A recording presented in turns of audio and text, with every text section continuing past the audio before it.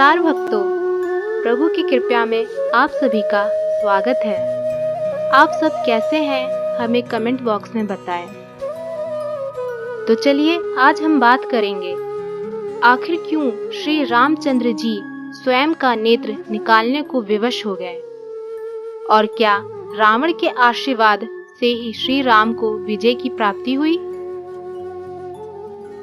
इसी तरह की अनसुनी कथाएं सुनने के लिए हमारे चैनल को सब्सक्राइब करें और अपने दोस्तों के साथ शेयर करें। तो चलिए शुरू करते हैं। बात उस समय की है जब श्री रामचंद्र जी अपनी सेना को साथ लेकर लंका पर और समुद्र के तट पर पहुंचे तो उन्होंने समुद्र पर सेतु बांधते समय भगवान शंकर की आराधना की।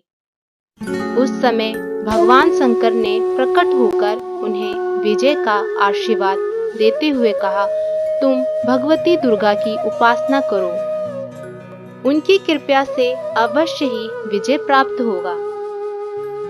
शिव जी के आदेश अनुसार श्री रामचंद्र जी ने भगवती दुर्गा की आराधना की।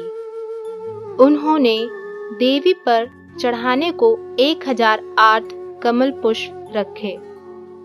उनकी भक्ति परीक्षा हेतु देवी ने उन कमल पुष्पों में से एक पुष्प गायब कर दिया। जब रामचंद्र जी ने देखा कि एक पुष्प कम है तो उन्होंने कमल पुष्प के स्थान पर अपने कमल सरीखे एक नेत्र ही निकालकर भगवती की सेवा में चढ़ाने का निश्चय किया।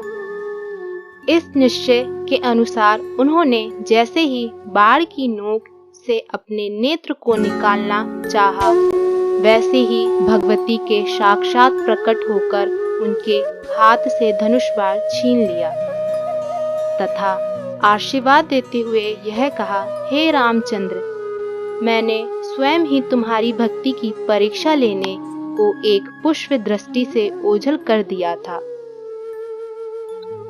अब मैं तुमसे खुश होकर तुम्हें वर देती हूँ कि तुम रावण पर अवश्य ही विजय प्राप्त करोगे। यह सुनकर श्री रामचंद्र जी ने कहा, हे माता, आप मुझे ऐसा उपाय बताएं जिससे मुझे रावण पर सरलता पूर्वक विजय प्राप्त हो।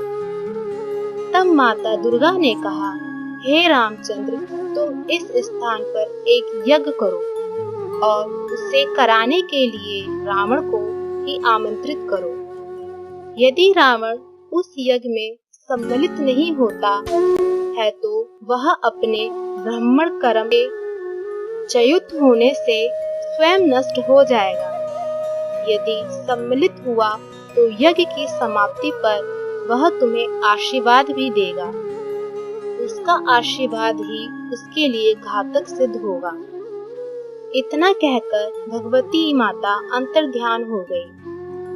तब श्री रामचंद्र जी ने वहां यज्ञ की रचना कर अपने एक दूत के द्वारा रावण के पास संदेश भेजा कि तुम मेरा यज्ञ कराने के लिए आओ। महापंडित रावण ने निमंत्रण स्वीकार किया और यज्ञ कराने के लिए आया। यज्ञ की समाप्ति पर रावण ने स्वयं ही श्री रामचंद्र जी को आशीर्वाद दिया कि तुमने जिस उद्देश्य से यह यज्ञ किया है उसमें सफलता अवश्य ही प्राप्त करोगे। इस आशीर्वाद के फलस्वरूप श्री रामचंद्र जी को रावण पर विजय पाना सरल हो गया और इस युद्ध क्षेत्र में श्री रामचंद्र जी की विजय हुई और रावण की मृत्यु हुई। भगवती की कृपा का फल ऐसे ही होता है। तो ये थी श्री रामचंद्र जी, माता भगवती और रावण की कथा। इसी तरह की अनसुनी कथाएं सुनने के लिए हमारे चैनल को सब्सक्राइब करना ना भूलें। लाइक करें, शेयर करें और कमेंट करें। नमस्कार भक्तों।